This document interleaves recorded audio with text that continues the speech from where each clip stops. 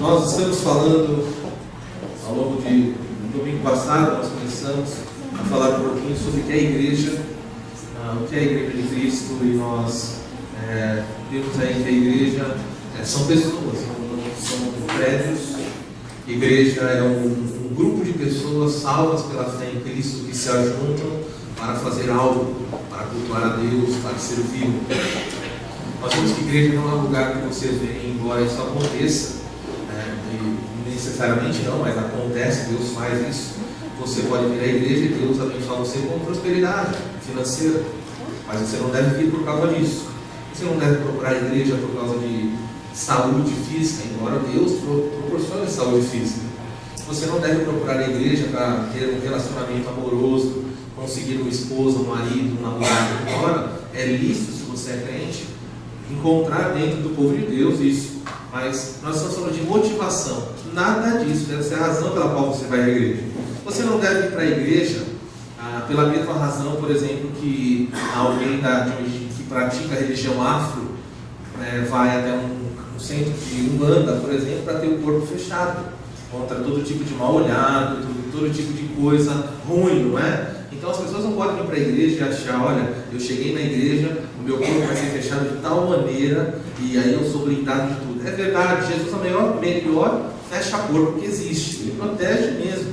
Então o crente não é possuído por demônios, o crente ele é guardado de uma série de coisas que uma pessoa que não tem Cristo não é guardada. Mas isso não significa isenção. Deus nunca chamou para você, nunca chamou nenhum crente e disse: vinde após mim e nunca mais você ficará doente. Vinde após mim e você vai ser extremamente próspero. Essa mensagem, como nós vimos semana passada, apenas para retomarmos, é uma mensagem muito estranha. Então os próprios apóstolos estranhariam demais esse tipo de mensagem.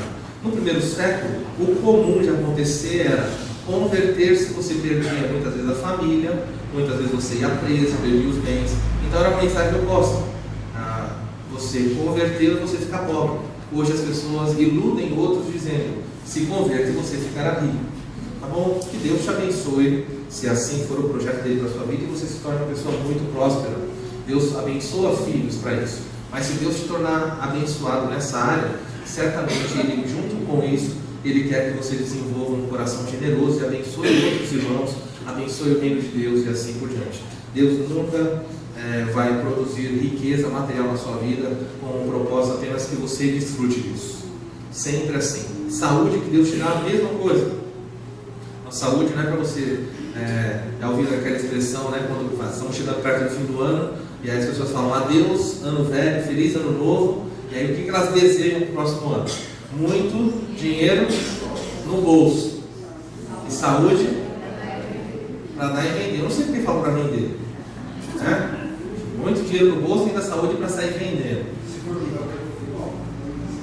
Eu não sei, mas todos querem saúde, de uma certa modo, riqueza e saúde. Mas que Deus te dê prosperidade para abençoar os outros e saúde para servir. É assim que o crente vive. Hoje nós vamos continuar falando sobre igreja. A ênfase da semana passada nós falamos o que é uma igreja. Hoje nós vamos falar o propósito. Então você sabe o que é. Desculpe, para alguns talvez seja uma mensagem bem simples. Você fala: não, pastor, isso daí é matéria que eu vi quando eu era criança, na classe Cordeirinhos de Cristo. Tudo bem, não tem problema nenhum. A Bíblia é um livro antigo, é muito difícil que, se você é um crente antigo, que você não tenha ouvido sobre isso. E aliás, os ensinamentos da Bíblia, nós nos encontramos para ler histórias escritas há 2000 anos, relatos não escritos há 2000 anos, né, mas registros do que aconteceu há 2000 anos, há 4000 anos, e aí nós aprendemos isso. Então, as minhas filhas, de vez em quando elas têm esse hábito, e eu não gostaria que os crentes desenvolvessem, os nossos irmãos aqui. Elas fazem isso por maturidade. Às vezes eu vou contar uma história. Elas falam: pai, conta uma história. E eu sento lá ao lado da cama e falo: tá bom, eu vou contar a história de um leproso. Aí eu mal falo o leproso, o que é que sai na escuridão do quarto? Isso eu já ouvi. Eu falo: você nem sabe qual leproso eu vou contar. Mas eu já ouvi de todos. Leproso é tudo leproso, pai. Terrível, terrível. Tá bom, então eu vou contar outra história. Eu começo a contar a história. Isso eu já sei, pai, ele morre no final, aparece uma mula, não sei o quê. ele se torna uma pessoa que fala assim: eu conheço as histórias da Bíblia, mas tirar as lições é uma outra verdade. E aí quando elas falam que conhecem, eu falo: então conta para mim. E elas começam a contar e eu pergunto: por que aconteceu isso? Ela fala: isso eu não sei, mas eu sei que aconteceu. Então veja, existe essa... Você não pode ser manco no ensino bíblico.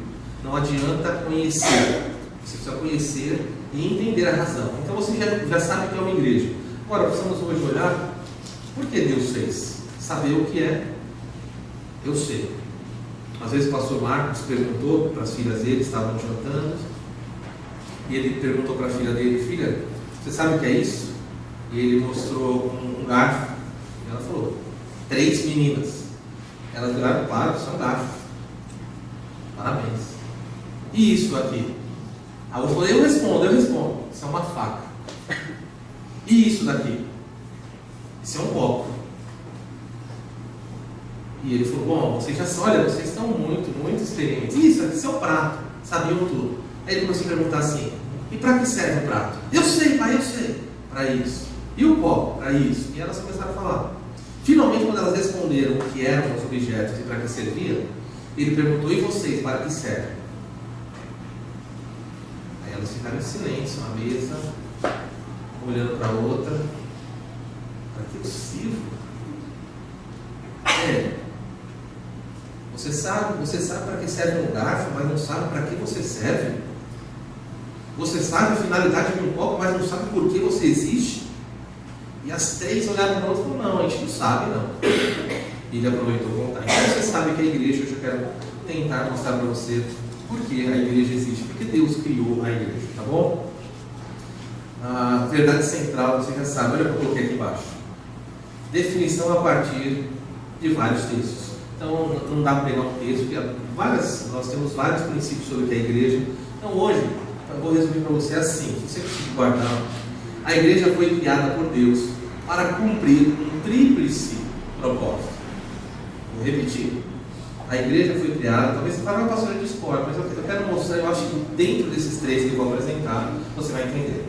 Existem 3 razões pela igreja, pelas quais a igreja foi criada. Alguns vão discordar disso. Há livros de professores de teologia que dizem: não, a igreja foi criada por uma única razão. Tudo bem, aquilo que eu vou falar vai estar dentro dessa única razão. Mas eu quero propor para você que a igreja tem um propósito. Aí você fala assim: mas como um propósito ele é tríplice? Isso nós vamos aprender hoje, tá bom? Existe uma razão maior, sim, mas nós vamos dividir isso em 3 para facilitar a nossa compreensão da verdade. Então, se você sabe que a igreja, vamos aprender hoje, que a igreja foi criada por Deus para cumprir, obedecer, tem um propósito, a finalidade dela é um propósito triplo. Quais são, aí vamos ver, os 3 propósitos da existência da igreja. E aí, à medida que nós aprendemos qual a finalidade da igreja, nós temos que perguntar: nós estamos cumprindo isso ou não? Porque aí sim o ensino bíblico faz sentido. Você fala: eu sei, a igreja é para isso que serve? E eu estou fazendo isso. E quando eu falar nós estamos fazendo isso, eu gostaria que você pensasse das 2 formas. Nós coletivamente estamos fazendo isso que é proposto. E a segunda pergunta é: eu estou fazendo isso porque eu sou também igreja. Então nós somos igreja tanto quanto indivíduo, mas na coletividade também. Então vamos aprender hoje quais são esses 3 propósitos da essência da igreja. O primeiro propósito: a igreja foi criada com uma única finalidade primordial. Então, para você não se confundir, tá bom? Nós falamos de 3, mas uma delas é primordial, é a maior de todas. Sem essa, o resto fica sem necessário. Vamos ver Efésios capítulo 1. Você reparou que nós estamos olhando textos aleatórios aí, não em sequência, né? E Efésios, o irmão Nisso tem feito discussão de Efésios quando fala de texto. Acredito que já passou por esse texto já, né? Então hoje nós vamos olhar os que vieram de texto, já viram algumas coisas. Olha aí, o texto de Efésios é um texto que fala muito sobre a igreja, sobre o propósito da igreja. Então, se você quiser saber um pouquinho mais, você pode ler esse livro. Acharam? Efésios capítulo 1, versículo 11 e versículo 12. Diz assim: nele, e esse nele é em Jesus, tá? Em Jesus, Paulo diz, digo eu, tá? Em Jesus digo, no qual também fomos feitos herança, predestinados segundo o propósito daquele que faz todas as coisas conforme o conselho da sua vontade. Para só um instantinho aí. O texto está falando assim que nós, igreja, fomos feitos em Cristo herança e fomos predestinados por Deus. E esse é um texto muito forte para mostrar a soberania de Deus. Fala, nós somos predestinados segundo o propósito daquele que faz todas as coisas conforme o conselho da sua vontade. Deus faz o que quer, como quer. Deus não precisa de satisfação nossa.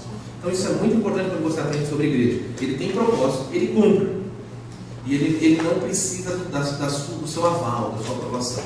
Por que eu estou dizendo isso? Porque é muito comum igrejas entenderem, está sendo ensinado hoje, não era assim antigamente, mas tem ficado moda algumas igrejas ensinarem que Deus faz coisas, mas existem coisas que Deus só faz se você permitir. Existe um livro, me foge o nome agora do autor, até bom citar, porque é capaz de alguém querer ainda ler. Mas o livro diz o seguinte, ensinando como você deve perdoar Deus. Então, o autor escreve, quando você chegar na igreja, e pessoas que passam por dilemas, por exemplo, uma mãe que perdeu uma criança, um pai uma criança que foi atravessada, foi atropelada, um doente na família, e aí a pessoa pergunta para Deus, por que o Senhor fez isso? E alguns pastores dizem assim, olha, Deus queria fazer alguma coisa, Deus queria intervir, mas Ele não pôde. Então, perdoe a Deus, perdoe Deus, Ele não é mau, é que existem coisas que nem Ele mesmo pode fazer. Então a pessoa vai para a igreja e ela fala, Senhor, obrigado por mostrar isso, eu entendo, o Senhor está perdoando, não se preocupe, está tudo em paz entre nós, fique tranquilo, sei que o Senhor estava muito aflito no céu, está tudo certo, daqui para frente eu entendo, eu aprendi agora que existem limitações para o Senhor também, e esse tipo de coisa vem, e as pessoas acham legal. Agora, Deus vai rir, você fala, Deus eu te perdoo, Ele falou, o quê? Deus faz tudo o que Ele quer. Verso 12, olha aí o propósito primordial da igreja. Deus fez todas as coisas. Verso 12, a fim, esse é o propósito, de sermos para o louvor da sua glória, nós que de antemão esperamos em Cristo. Vou ler de novo. Deus nos fez para o louvor, está falando da igreja, nos fez para o louvor da sua glória. Deus queria que a sua glória fosse louvada em todo o mundo, em todo o universo. E para que a glória dele fosse manifestada por todo o universo, Deus decidiu constituir uma igreja. Tá bom? Então o propósito primordial, o maior propósito pelo qual a igreja existe, é bem simples, olha, promover o louvor da glória de Deus. Nós precisamos ter isso bem claro. Tudo que você faz como indivíduo, tudo que nós fazemos na coletividade como salvos, deveria ser um grande espelho, cujas pessoas olhassem e elas ficassem maravilhadas com a glória do Criador. Nós precisamos entender isso de maneira muito clara, de maneira muito simples. Nós não estamos aqui para promover a glória de homens, nós não estamos aqui para Deus. Há um livro, um certo autor disse o seguinte, que Deus está mais preocupado com a sua glória do que com o nosso próprio bem-estar. Então a glória de Deus é o primeiro. Se contribuir para a glória de Deus, moer você, Ele fará. Se contribuir para a glória de Deus, como contribuiu, permitir que crentes fossem queimados, Ele deixou. Ele deixou o seu filho ser chicoteado. Por que Ele não pode deixar você passar por algum tipo de adversidade, se isso redundar em glória? A primeira epístola de Pedro diz assim, olha, se você sente sofrer, não sofram como malfeitores, porque de que proveito tem isso? Se vocês são esbofeteados por fazer o mal, mas se vocês são perseguidos, se vocês enfrentam sofrimento, lutas, por causa da glória de Deus, isso é agradável ao Senhor, isso é um aroma suave que sobe. Deus tem prazer quando os seus filhos vivem de tal maneira que as pessoas olham e falam, é inegável que Deus existe. Agora diga um pouquinho, quando a sua família olha para você, quando os profissionais do seu trabalho olham para você, Quando as crianças olham para você, de alguma maneira elas conseguem contemplar Deus e a glória de Deus, a beleza desse Deus. Nós falamos semana passada no texto de Pedro que Deus nos chamou a fim de proclamarmos as virtudes dele. E o mundo não conhece a glória desse Deus. Ontem fui para casa, ontem à noite estive aqui com os jovens. Quando eu cheguei na minha casa, a parte das ruas do condomínio onde eu moro estavam tomadas por jovens. Vários deles vestiram de caveira, vampiro, diabos. Havia teias em árvores. Haviam crianças pequenininhas, acredito que no máximo 2 ou 3 anos, vestidas de bruxa, com máscaras, com carrancas. E aquelas vidas ali estavam manifestando alguma coisa. Quando eu olhava para aquelas vidas, alguém recebia glória por aqui. Não era uma brincadeira, embora as pessoas não entendam, não é uma brincadeira imune, na qual as pessoas brincam. Alguém recebe a glória por aquilo. Quando as pessoas olham e falam assim, as crianças olham, eu vi adultos muito bem produzidos. Cheguei a ver uma pessoa, não aqui em Bragança, mas pela internet, que comprou um drone. Sabe o que é drone? Drone é aqueles aparelhinhos pequenos que voam. E ele montou um fantasma no drone. E no Brasil aqui ia ser difícil, porque os fios são todos no alto do poste e aí emboscar. Mas no estado que ele estava passando lá nos Estados Unidos, os fios eram, só tinha um poste com a luz, os fios são todos subterrâneos. Então ele aterrorizou muitas pessoas, porque ele montou uma espécie de fantasma com pedaços de papel higiênico e ele levantou o drone. E não tinha tecnologia para isso. E agora as pessoas estavam na rua e de repente uma coisa vinha dar um rasante. Numa noite do Dia das Bruxas, as pessoas olhavam e as pessoas saíram apavoradas. E eu imagino que bons crentes assustaram. Você fala, eu não acredito em fantasma. Você vê um negócio vindo do céu na sua direção? Mas que existe. Existe? Tem crente que fala assim, eu não tenho medo de nada. Mas na noite das bruxas não cruzam com gato preto. Gato preto. E assim vai, nessas místicas que acontecem por aí, não passar debaixo de escada e tantas outras superstições. Eu só quero dizer para você o seguinte: a maneira como essas pessoas faziam e filmam e mostram para o mundo, alguém recebe a glória, alguém olha e fala assim, nossa, realmente magia existe, bruxaria existe. As pessoas deveriam olhar para a nossa vida e falar, olha, Deus existe. Agora eu quero que você pense por um instante, o que é na sua vida? Estou tentado a perguntar. Mas a gente faz isso aí, as pessoas ficam com medo, né? Vou para onde meu dedo parar? Estou tentado a perguntar, o que é? Diga na sua vida, o que é que as pessoas olham? E elas falam assim, Deus seja glorificado. Qualquer pessoa que quiser falar, compartilhar, não vou apontar ninguém. O que é? Qual é a razão pela qual alguém deveria olhar para a sua vida e falar assim, louvado seja Deus. Olha, Deus existe, estou vendo Deus através da sua vida. Está sendo difícil, né? Você está começando a buscar a informação, ela não está vindo com tanta facilidade. Sabe por quê? Não é que você não vive para a glória de Deus. É que muitas vezes nós gastamos a maior parte da nossa vida e do nosso dia correndo atrás da nossa própria glória. E a glória de Deus acaba sendo misturada ou nublada com aquilo que você faz. E quando você faz alguma coisa que alguém vai render glória a Deus, muitas pessoas são esponjas de glória e absorvem isso e dizem obrigado, quando foi Deus que fez. Quantos líderes, quantos pastores pregam? E quando eles saem, as pessoas falam, pastor, que mensagem maravilhosa. E que tolice do pastor ele olhar e falar, realmente, nossa, hoje arrebentei. Tem pastor que pensa assim? Tem. Você acha que eu já pensei assim? Pode falar, eu vou fechar o olho. Sim ou não?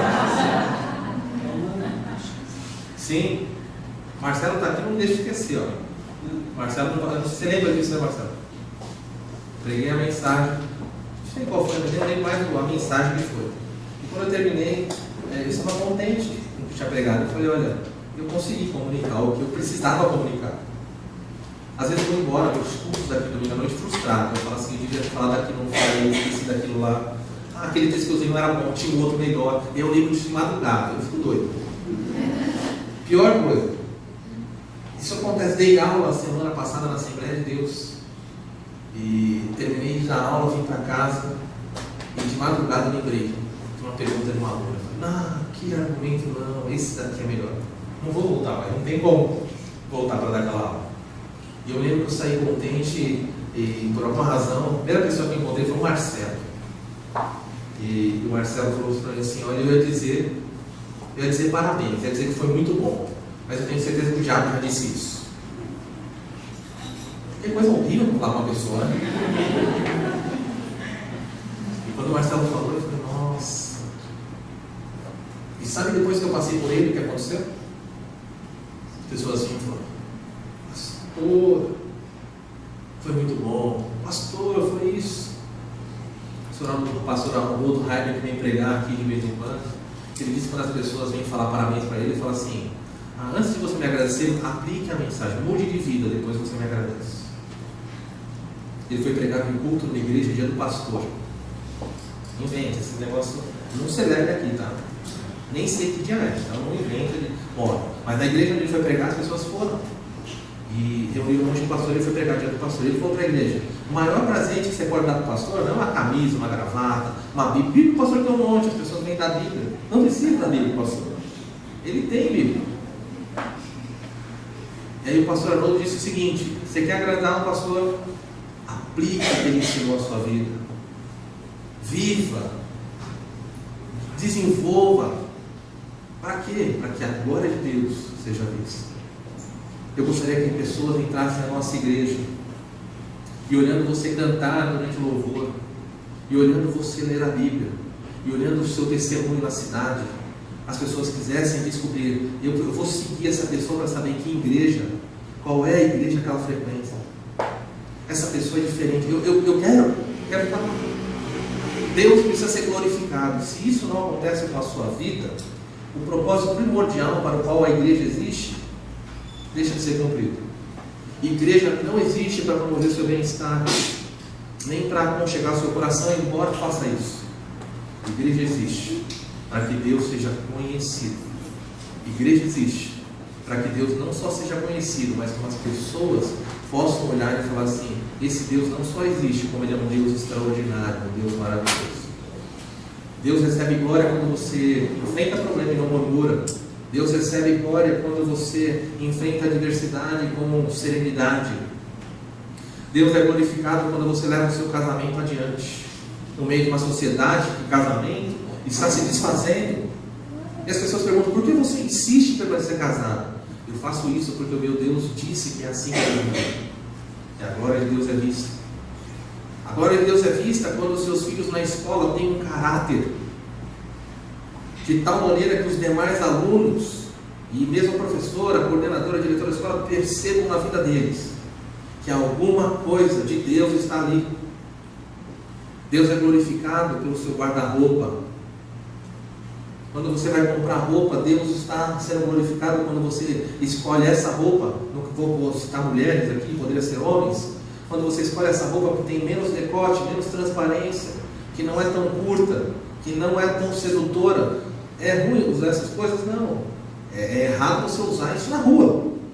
Você é casado, quer usar na sua casa com o seu marido, faz bem, problema nenhum. Agora, quando você tira, e basta você entrar na internet, você vai ver que as pessoas estão saindo, mulheres estão saindo na rua praticamente de lingerie. Agora, isso é o mundo. A Bíblia diz em Apocalipse 22, Jesus fala, continue no mundo, ou imundo, a praticar imundícia. Mas ele diz no mesmo texto, continue o justo a praticar justiça e o santo a santificar-se. Deus é honrado quando você recebe um troco a mais e vai e devolve. Deus é honrado quando você é honesto nos seus relacionamentos. Agora Deus precisa ser isso. Senão o propósito da igreja perde sentido. Pergunta para você responder. Será que estamos fazendo isso? Essa pergunta é uma pergunta que eu faço bastante porque eu sou o maior responsável para que isso aconteça nessa igreja. Por isso eu pedi para você fazer a segunda pergunta. Eu estou contribuindo para que a glória de Deus seja vista aqui? Porque o que tem de crente maldizente, fofoqueiro, invejoso, murmurador, briguento. A glória de Deus é nublado. Deus não é honrado. Tudo que você faz, eu podia ter usado outro texto aqui, vem à sua mente um texto, fora esse, é um texto-chave que as pessoas normalmente usam, mas eu fugi dele. É em 1 Coríntios capítulo 10, 31. Quer comais, ou quer bebais, ou quer façais, ou quer outra coisa, façais tudo para a glória de Deus. Esse é o propósito da igreja. Existe um segundo propósito, uma segunda finalidade. Então você viu aí que nós falamos de uma tríplice finalidade, 3. Então eu quero que você pense num triângulo, isso ajudar a você visualizar. A ponta do triângulo em cima é a glória de Deus. Embaixo você tem duas pontas. Então nós vamos falar o seguinte: a igreja foi criada com uma finalidade secundária, uma primária e uma secundária. Só que a secundária, ela se divide em duas partes. Está confuso? Vou repetir. Deus criou a igreja com um propósito primário, principal. O principal é glorificar Ele. Ele criou com uma segunda razão. Só que essa segunda razão divide-se em A e B. Tá bom? Bem simples.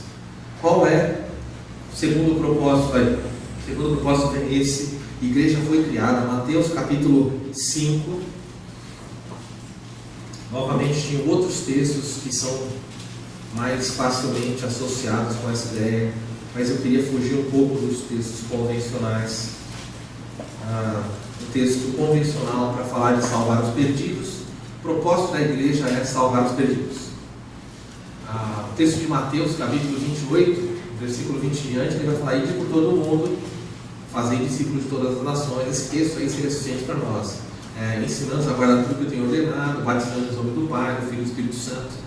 Esse é um texto que fala sobre a grande comissão, essa tarefa da igreja. Mas eu quero optar por um outro texto aqui que deve se fazer também impactar a nossa vida nesse sentido. Mateus capítulo 5, no Sermão do Monte, Jesus diz assim no verso 14: vocês são a luz do mundo. Não se pode esconder a cidade que é edificada sobre o monte. E ninguém acende uma candeia, um lampião, uma tocha, para colocá-la debaixo de um alqueire, de um balde, ou de uma cama, algumas versões. Mas se acende uma tocha, vai se colocar no velador, no ponto alto da casa, e alumia todos que se encontram na casa. Vou ler o 16, que não está ali. Assim brilhe também a vossa luz diante dos homens, para que eles vejam as vossas boas obras e glorifiquem o vosso Pai que está nos céus. E aí complementa o primeiro que nós falamos. Função da igreja é salvar os perdidos. Queridos, todos nós temos familiares perdidos, todos nós temos contato com gente perdida. Quando foi a última vez que você apresentou o Evangelho para alguém? Quando foi a última vez que você tomou algum tempo para desenvolver, pelo menos tentar? Eu sei que muitas vezes a pessoa vai impedir você de colocar. Mas quando foi a última vez que você colocou para alguém de que a necessidade de que essa pessoa é perdida, a necessidade de que essa pessoa precisa conhecer o Salvador? Nós estamos ficando muito diplomáticos. A igreja moderna é uma igreja extremamente diplomática. É antiético até, não é muito aceitável socialmente dizer para uma pessoa que ela é perdida. Mas os reformadores, já que estamos falando de reforma, eles insistiam nisso. Nós somos perdidos, carentes da glória de Deus. E quando você vai evangelizar alguém, comece por você. É ruim quando você vai evangelizar alguém e fala assim: posso te contar uma coisa? A pessoa fala: pode, você está indo para o inferno. A pessoa vai olhar para você assustado. Você pode contar de você. Olha, aconteceu uma coisa terrível comigo. Você pode me ouvir? A pessoa, normalmente quando você fala uma coisa terrível, a pessoa tem prazer, às vezes, em ouvir coisas terríveis com você. É assim, você fala: olha, isso é uma coisa muito, nossa, desagradável demais. Você fala: eu ouvi. Eu descobri que eu ia arder por toda a eternidade no inferno. Se você falar isso, a pessoa vai parar para te ouvir. Ela não está acostumada a ver alguém dizendo isso. Ela vai perguntar para você: ai, credo, por quê? Você não sabia? Nossa, eu descobri uma coisa importante: Deus é santo. Deus é santo, Deus é perfeito. Deus é um Deus tão santo que Ele não pode conviver com nenhum pecado. E eu sou muito pecador. E mais, vou contar uma outra coisa que você não sabia. Eu não só faço pecados, como eu nasci pecador. Desde que eu nasci, eu já nasci inimigo de Deus. A pessoa está ouvindo você. Você está apresentando o plano de salvação na sua vida. E olha, eu fiquei com muito medo. Eu não gosto de fogo. Eu tenho medo do inferno. E eu perdi noites de sono. Eu perdi a paz, eu perdi a alegria. Não adiantava para mim correr atrás de riqueza, de dinheiro, de saúde, de beleza, de relacionamento, de diploma. Tudo perdeu prazer para mim porque eu descobri que no final de todas as coisas eu ia ter tudo isso e ia para o inferno. Lembra que a pessoa está te ouvindo. O que a pessoa está esperando? Ela tem um desfecho dessa história. Okay? Você não conta tudo isso e fala assim, tá bom, vai almoçar. Não. Você continua contando. E você fala assim, olha, sabe uma coisa mais triste? Eu descobri que eu estava indo para esse lugar. E que nesse lugar, muitos parentes a quem eu amo já estão lá. Gente, a pessoa vai estar quase sem respirar. Ela está olhando para você, falando, da onde essa pessoa saiu? E você está contando. E aí você diz para a pessoa, mas eu sei eu sei uma maneira de não ir para esse lugar terrível. Eu sei um segredo, poucas pessoas sabem. Aliás, a maioria não sabe. Eu sei como escapar do inferno de maneira definitiva. Aí você para, dá aquela respirada. Sabe o que a pessoa vai fazer? O que ela vai perguntar para você? Se você for embora, se você interromper a conversa ali, ela vai te procurar no dia seguinte. Porque se você falar para ela, eu tenho um segredo. Eu sei como não ir para esse lugar de tormento. Poucas pessoas sabem, mas eu sei. Posso contar para vocês. Quer ouvir mais? Só que eu quero. Então volta amanhã. Faz isso não, que ela vai infartar. Você disse para ela, você disse dar o desfecho. Às vezes você vai fazer de dose homeopática, só fazendo uma digressão aqui, saindo do assunto um pouquinho. Moody fez isso. O grande evangelista Moody, quando teve o grande incêndio de Chicago, ele estava pregando num lugar chamado Metropolitan, milhares de pessoas. E ele pregou, falou sobre o inferno, sobre a necessidade de salvação, que se morresse sem Cristo seria para o inferno. O auditório ficou pasmo com as palavras dele, muito eloquente, ele muito convencedor. Ele era um vendedor de sapatos, era um camelô hábil na arte de ensinar coisas. E ele disse para as pessoas assim: vocês estão indo para o inferno, há uma solução para vocês. Vão para casa, pensem se vocês querem essa solução e voltem a semana que vem, que eu vou contar para vocês como vocês vão ser salvos. As pessoas foram para casa, naquela noite teve o grande incêndio de Chicago. Milhares de pessoas morreram. E ele mesmo registra o seguinte: assumir o compromisso de nunca mais deixar ninguém sair da minha presença sem tomar uma decisão por Cristo. Falou assim, vou mandar para casa, não sei, a pessoa vai morrer. Morreu. Não estava no controle dele, mas ele se sentiu culpado. Ele podia ter falado, né, para as pessoas. Voltando para o nosso assunto, você disse o seguinte para a pessoa: a Bíblia me diz, a Bíblia ensina que Deus enviou o seu Filho a este mundo. É por isso que Jesus nasceu, o Natal está chegando. O sentido do Natal não é presente, é porque o Salvador veio a esse mundo. Ele veio a esse mundo porque eu e você não podemos chegar a Deus sozinhos. Precisamos do perdão dele. Precisamos alcançar pessoas. Ele veio para salvar pessoas, salvar o que estava perdido. E eu fiz isso. Eu confessei os meus pecados e entreguei a vida a Cristo. E eu agora não vou mais para o inferno. Eu ia, mas não vou mais. Lembra, a pessoa está te ouvindo. E você conta: olha, hoje eu vivo com uma paz no meu coração. Hoje eu deito e durmo sabendo que se eu morrer dormindo eu vou para o céu. Eu não tenho mais medo das circunstâncias da minha volta, porque eu sei que nada vai separar do amor de Deus. A pessoa está te ouvindo. Como você termina essa conversa? Você vai pergunta: você já fez isso? A pessoa foi evangelizada, ela nem percebeu. Você contou tudo para ela. E no final você colocou a pergunta: você sabia que você também precisa fazer isso? Você já fez? Normalmente, sabe o que a pessoa vai responder? Na maior parte das vezes, Ela fala, não, eu não fiz isso. E mesmo que ela fale, não, eu não quero fazer isso, eu não acredito nisso, você contou para ela todo o plano de salvação. A sua tarefa, ela termina aí. Apresente o Salvador para o perdido. O que vai acontecer entre eles não é mais problema seu. É tarefa da igreja glorificar Deus. E enquanto glorifica Deus neste mundo, nosso papel é salvar os perdidos, é nos segurar na cruz de Cristo e resgatar os que estão à nossa volta. Se essa igreja, nossa igreja aqui em Bragança, se você evangelizar uma pessoa em 365 dias no ano, você poderia evangelizar várias, mas vamos dizer que você investe uma, e essa pessoa se converter, nós dobraríamos o tamanho da igreja por ano. Alguém já fez uma estatística e disse que se os crentes convertessem outros para Jesus, se cada crente alcançasse uma vida para Jesus, em 16 anos, no mundo inteirinho, todas as pessoas do globo seriam salvas. Eu sei que isso é só matemática, mas estou mostrando que evangelismo é uma das tarefas. A igreja cresce por nascimento. Você vê quantas crianças estão aqui? É o futuro da igreja. A igreja cresce. Então tenha filhos, tenha filhos. Entenderam? Tenha filhos. Depois manda conta para a igreja, né? Mas tenha filhos, não tem problema. Tenha filhos.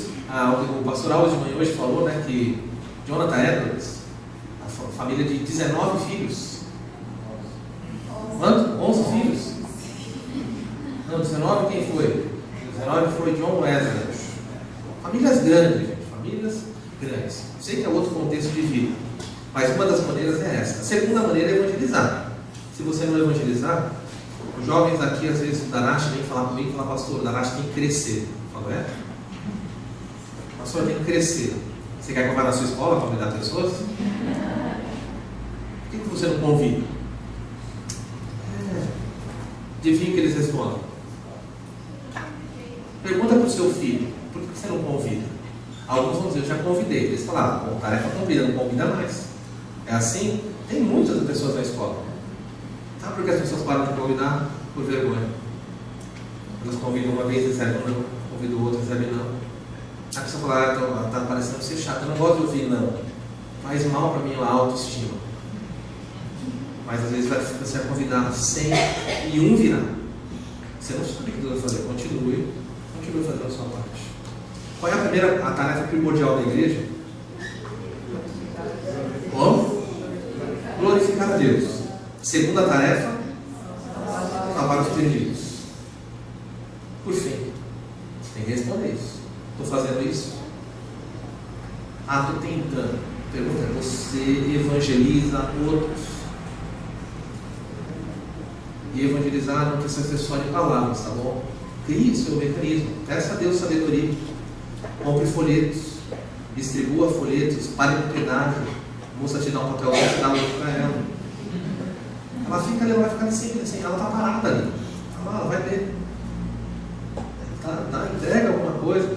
Coloca, vai no restaurante, acabou de comer, sai na mesa, deixa ali uma gorjeta para a pessoa que tem coisa. Se você deixar só o papel, ele vai recolher tudo e vai jogar fora. Mas põe dinheiro.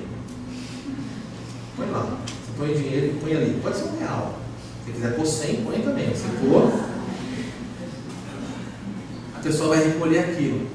Ela pode não ler, pode pôr no bolso dela para cá. Você não sabe o impacto que isso vai circular. Os gideões fazem isso, eles vão em hotéis, eles colocam pequenas bíblias nas gavetas. Você nunca sabe quem vai ler, quando vai alcançar. Eu vi de um homem que ele faz questão de ir em hotéis, um ator de Hollywood, ele rasga as páginas de Deuteronômio. Toda vez que ele abre a gaveta, que tiver um Novo Testamento, ele vai na página de Deuteronômio, se eu não me engano, Deuteronômio e Levítico. Os textos falam de homossexualismo. Ele rasga aquelas páginas, fecha o Novo Testamento e põe de volta. Vocês conhecem, eles sabem quem é o Gandalf? Não? Sabe quem é Gandalf? Não, os jovens sabem quem é o Gandalf. É o bruxo do Senhor dos Anéis. Ele na vida real diz, eu faço isso. Eu me hospedo, passo de quarto em quarto rasgando as páginas. E citam isso. Ele é um senhor, ele é homossexual. Fecha parênteses aí, se divirta com o Senhor dos Anéis, vai sabendo agora que ele faz isso. Por fim, última tarefa, primordial, secundária, dividida em duas. Enquanto eu glorifico a Deus, eu alcanço o perdido. E depois que eu alcanço o perdido, esse perdido é salvo. Eu faço com ele. Eu preciso fazer a edificação dos santos. Essa é a dinâmica da igreja, gente. Vivemos glorificando a Deus, salvando o perdido. Salvou, passou para a igreja, vamos edificar. Um a um. E aí vem a tarefa de adoração, oração, serviço, comunhão. É esse grande quebra-cabeça onde cada um contribui da sua parte. A pergunta é: quem você está edificando? Você não pode se contentar, vir na igreja e falar: olha, eu vou ser edificado pelo estudo do pastor, eu vou ser edificado pelo estudo das mulheres. Você também tem que edificar alguém. É preciso achar o seu papel dentro desse povo. A grande pergunta é: se essa igreja, presta atenção aí, você vai saber o seu papel na edificação. Se essa igreja dependesse de você para ser alimentada, o que aconteceria com ela? Se dependesse de você, as pessoas aprenderem um pouco mais sobre como ser um crente, o que aconteceria com essas pessoas? Talvez você diga: pastor, eu não sei como fazer isso. Se você não sabe como fazer isso, é porque outras pessoas não estão edificando na sua vida. Mas eu garanto para você que você já tem um conhecimento básico que você pode transferir para outros. Eu duvido muito que tenha alguém aqui que seja tão novo na fé, que não tenha nada para compartilhar com alguém. É seu papel. Eu nem estou falando dos perdidos, estou falando dentro da igreja. Você edifica outros irmãos quando você compartilha na sua oração uma bênção que Deus fez. Quando você conta uma coisa que o Senhor realizou. As pessoas são edificadas. As pessoas são edificadas quando você diz para uma pessoa: vou orar por você, estou orando por você. As pessoas são edificadas na igreja quando recebem um abraço de você que não esperava, quando recebem o seu perdão. As pessoas são edificadas muitas vezes, as pessoas que quando veem você cantando. As pessoas são edificadas quando percebem na sua vida a devoção, quando olham sua família reunida, quando veem os filhos em submissão, quando veem a esposa em submissão. As pessoas são abençoadas, elas percebem: Deus está nesse lugar, alguma coisa está acontecendo entre nós. E nós somos engrenagens que se encostam. Existem engrenagens aqui que são mais robustas. Há crentes com mais bagagem, com o que Deus capacitou para girarem engrenagens menores. Mas essas engrenagens menores, você pode olhar no relógio se você olhar. Você vai ver que tem engrenagens maiores e menores, mas todas estão ligadas e o relógio está funcionando. Igreja é isso. A pergunta é: em quem você encosta? Você é só um esquenta-banco que vem ao domingo e vai embora? Você não tem contato com ninguém durante a semana? Nem uma palavra para ninguém? A sua vida se resume a cultuar a Deus na coletividade e terminar e ir embora? Isso é muito pouco. Igreja é muito mais do que isso. Igreja é muito mais do que esse ajuntamento. Aliás, igreja, ela vive mais fora do que aqui. Você já some a sua semana, vê quanto tempo você passa aqui, quanto você passa lá fora. Quando é que você convidou o irmão para tomar café na sua casa? Quando você convidou o irmão para orar com você? Quando você ligou para trazer uma palavra de incentivo? Nós precisamos disso. Se você pensar que há pessoas hoje que não vieram, eu não sei a razão de todas. Talvez sejam pessoas doentes. Você já pensou em fazer uma boa ação? Por exemplo, hoje nós não temos aqui a presença da Neuza. A Neuza fez uma cirurgia para retirar os 2 seios. Há quanto tempo já? Uns 15 dias? Uns 15 dias. Você é parte da igreja, ela é igreja. Você já ligou para ela? Você já pensou em fazer uma sopa e levar para ela? Não dá para cozinhar quando você está assim. Já pensou em perguntar para o marido, ou ligar para alguém e perguntar: ela gosta de algum doce? Você já pensou como seria? Vamos usar um caso só. Já pensou como seria a vida da Neuza? Se ao longo desses 15 dias, se cada dia chegasse alguém com doce? Sabia que o médico disse que ela tem que engordar? Eles quase cancelaram a cirurgia, porque, passando preocupação com a cirurgia, ela perdeu peso. E não deveria perder. Aí uma dica: faz bolo, faz doce. Sobrar você pode mandar para a Isa, não tem problema, não precisa Queridos, que alegria. Me lembro uma vez a irmã Acusão. Tem duas juntas aqui, ficava difícil. Quando a gente é acusão, eu lembro que uma vez nós tivemos uma reunião aqui, não sei se ela vai lembrar, ela fez uma torta de frango. E aí, comi de todas as coisas que tinha, você prova de tudo que as pessoas trazem, e eu gostei da torta. E eu perguntei para eles quem fez essa torta. Eu não sei se perguntei para o Marcelo falou isso foi minha mãe. E eu falei, parabéns, olha, das tortas que estão aqui, está todo mundo com vontade, né? Torta de frango, catupiry. E eu falei, nossa, muito boa a torta. Aí sabe o que ela fez? Adivinha?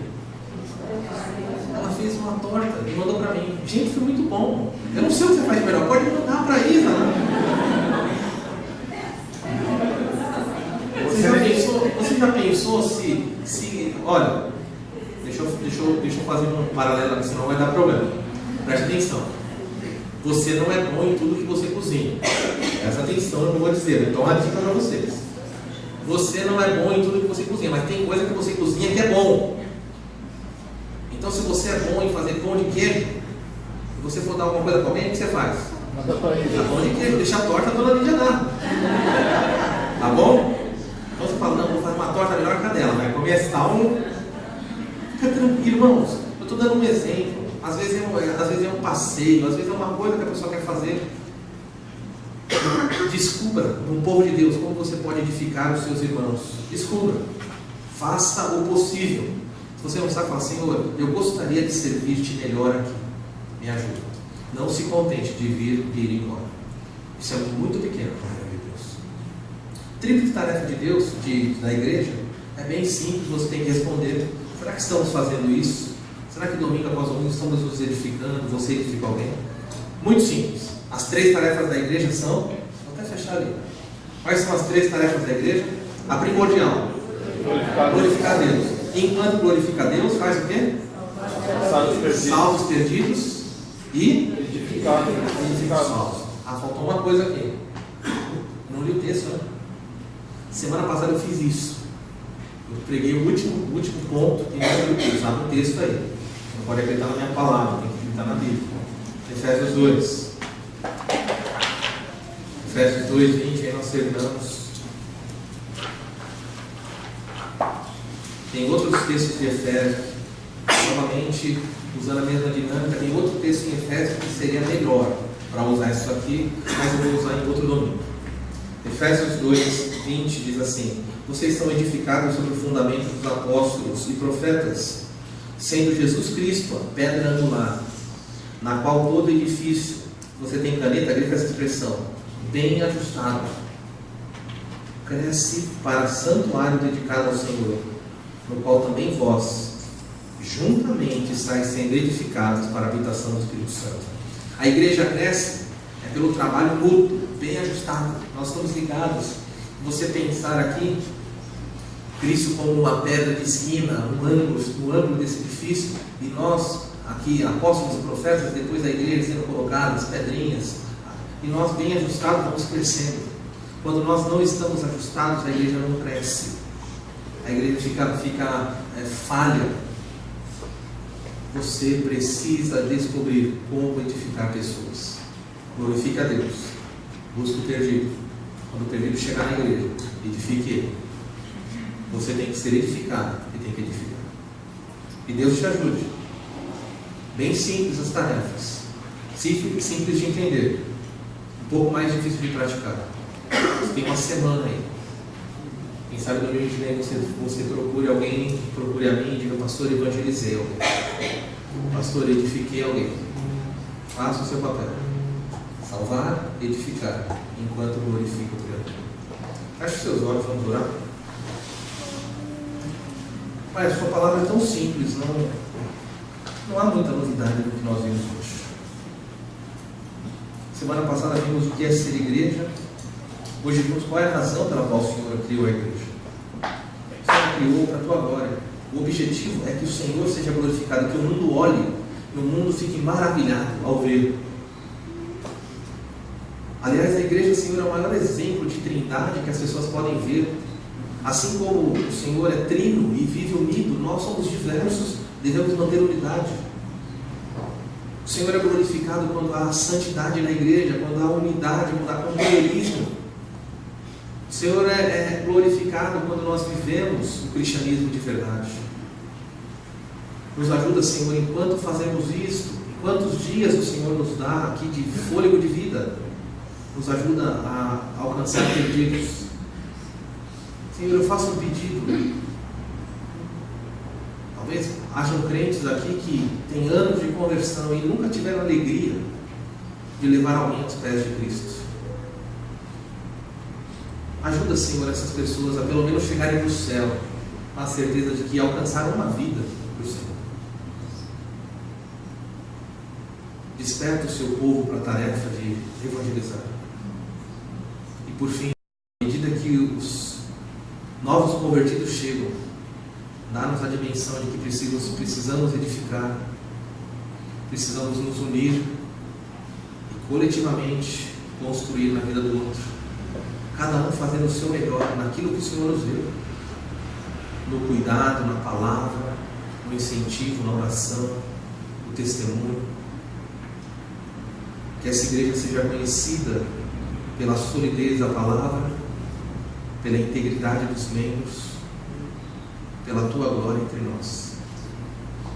Ajuda-nos assim sermos uma raça diferente, um povo eleito, sacerdócio real, a fim de proclamarmos as Tuas virtudes, nós que fomos chamados das trevas para a maravilhosa luz de Cristo.